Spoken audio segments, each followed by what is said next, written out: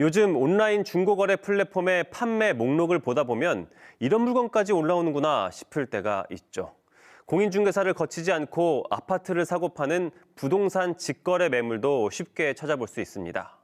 오늘 오전 대전 기준으로 아파트를 검색해 봤더니 10억 원이 넘는 아파트 매매부터 전월세까지 200건이 넘는 다양한 매물이 올라와 있고, 이렇게 글 작성자와 매물 소유자가 일치한다는 집주인 인증 표시도 확인할 수 있었습니다.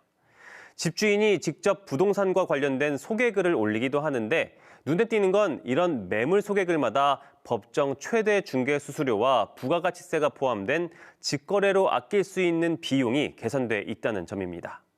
예를 들어 4억 8천만 원의 아파트를 공인중개사를 통해 매매한다고 하면 210만 원가량의 수수료를 내야 하는데 이걸 아낄 수 있다는 겁니다. 중고거래 플랫폼에 부동산 매물을 올린 이용자의 이야기를 직접 들어봤습니다. 제가 지금 올려놓은 집 한 6억 후반대 문의 주시는 분들도 생각보다 조금 있더라고요. 제 집을 다이렉트로 올려서 거래를 바로 하게 되면은 거래 진행도 조금 빠를 것 같고, 또 공인중개사 중개비도 아낄 수 있을 것 같아서 올리게 됐고요. 집값, 전세가, 중개 수수료 모두 거품이다. 중개사를 끼고도 사기당하는 세상 누굴 믿을까? 국가가 운영하는 부동산 거래소 같은 곳이 생겼으면 좋겠다. 앞선 인터뷰에서처럼 중개 수수료, 즉 복비에 대한 부담뿐 아니라 공인중개사를 통한 거래에서도 전세 사기가 많이 발생하다 보니 불신도 날로 커지는 상황이죠.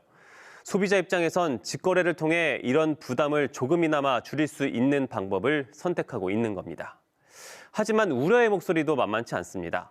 당근에서 파는 이유가 있을 거다. 장점이 있으면 단점도 있는데 어떤 사기 수법이 나올지 걱정된다.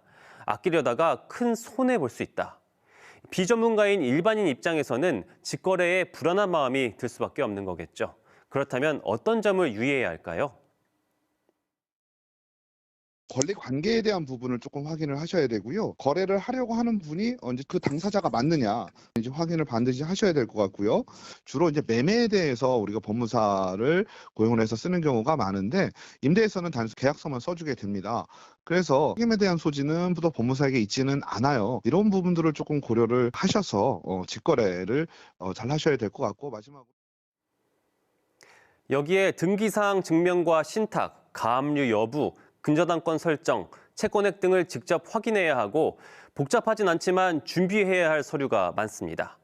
또 법적으로 분쟁이 발생했을 경우엔 소송을 통해 해결해야 하는 만큼 거래 시 각별한 주의가 필요합니다. 지난해 기준 아파트 거래 10건 중 1건은 바로 직거래였습니다.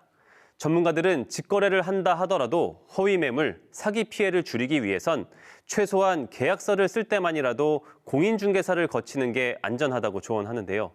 이렇게 직거래를 선호하는 사람들은 늘고 있지만 허위 매물 필터링과 사기 방지 대책은 마땅치 않아 플랫폼과 관계기관의 신속한 개선이 필요해 보입니다.